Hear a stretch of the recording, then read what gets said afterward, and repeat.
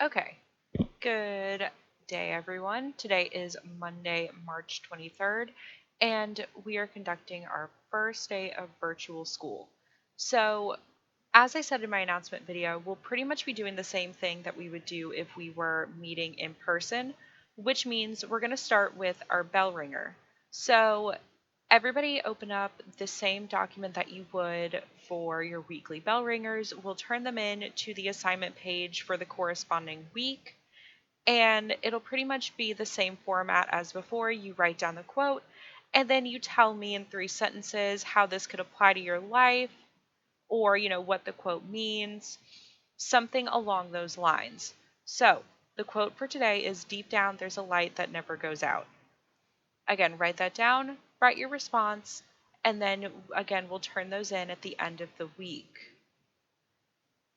So today's assignment is going to be about testing strategies. So today, as you see, there is a benchmark posted in Actively Learn, which I'll show you how to access in a moment. And this was already scheduled to be taken during the week that we were gone, so we are still going to take it. Please do your best. I'm going to go over the strategies that will help you do your best on the test and to help you feel more comfortable taking it. So sometimes you get the question, what are test taking strategies? And pretty much they're tools that you can use to help you better take the test you're given. Taking tests is a skill. So in turn, you need to be taught how to take a test because it is a skill. So these strategies help you gain the confidence that you need to feel successful while taking the test, and it also eases test anxiety because you know what's going on. So why would you want to use them?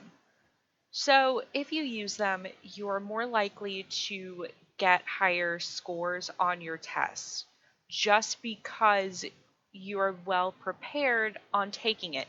You may not know the test material 100%, but if you know how to take a test, you can do better. It also helps you feel more confident. When you're confident, you're less likely to go back and take away an answer that you thought was correct before and say, I don't think so. You're not second guessing yourself if you're confident. And it's also the easiest way to learn to take a test. These strategies are great. So let's go forward and look at these strategies. So the first strategy we want to go over is strategies for reading. This is English, so you are going to have to read to take your tests. Especially for the benchmark that you're about to take, you're going to blind read something, meaning that you've never read it before. When you take your EOC, that's the same way. These are going to be things that you've never read before, so you need to learn how to read for a test. The first thing I always like to do is to read the questions first and then go back and read.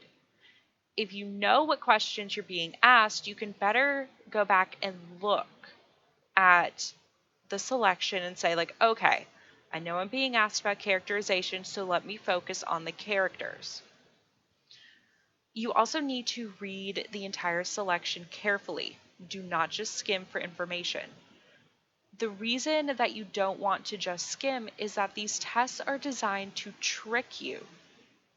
They are going to ask you questions where if you're skimming, the answer may seem correct. However, if you read the whole article, you'll understand which one is the true correct answer. I also recommend that you write down small summaries of either sections of an article, paragraphs of a story, or stanzas of a poem. This way, when you're asked about a certain section, you can go back and say, okay, I know in paragraph 2, they're talking about the scientific formula and how they developed it. and the question is asking me about how they developed that formula. It's basically just an easy way for you to go and recall information. And if there's background information provided, read it. It is there for a reason, and it should be noted before you begin reading. All right, so here's some strategies for multiple choice questions. Some of the things that you want to do is first you want to go in and eliminate 2 answers that you know are not correct. This boosts your chance of getting the correct answer to 50%, which is much better than the 25% typically given on a multiple choice test. You also want to go back in the story and find evidence to support the answer you think is correct. These questions need you to go back and prove your answer. It's asking you to do so. Don't just assume something is correct without going back and proving it. You also want to pick the most correct answer. Sometimes there will be 2 answers that look like they could be correct, but you need to pick the one that has the most evidence to support it. And then we have the strategies for your written response questions. So if you recall in class, I talk a lot about ACEs. So again, if we remember, that's answer, cite, explain, and summarize. ACEs is the formula that you should be using to answer your multiple choice questions. So I'll briefly go through that formula again, kind of giving you the rundown of what you should be doing. So in your answer, you need to restate the question and give a clear response. You need to clearly answer that question. If you do not, you cannot get credit for it. You also need to use 2 pieces of evidence for your citations. These should directly relate to the answer that you have given. If a question asks you to use evidence from a certain paragraph, you need to do that as well. Pay attention to those things that are in the question. You also need to explain how your evidence supports your answer. So you need to tell me, the reader, the grader, how your evidence connects to your answer. And lastly, you need to summarize your answer to show clarity. You can always start your summary by saying, in conclusion. This is the easiest way to let me know and let other people know that you are done writing. And lastly, here are some other tips. Be calm. If you're nervous while taking the test, you're more likely to make mistakes. Always go with your gut. You read the selection. You should know what the correct answer is. Don't try to second guess yourself because sometimes that's not always helpful. And stay confident. Always keep that confidence because it makes you feel more comfortable taking the test. Okay, so if we go over to actively learn, you can see in your class that there is something labeled English 2 Benchmark 2. This is the one that you need to be taking. Over here on the side, there's a little lock button. I don't know if you can see it or not. However, it will lock at midnight on Thursday. So you have until Monday when it opens until Wednesday at 11:59. That is 3 days to take this.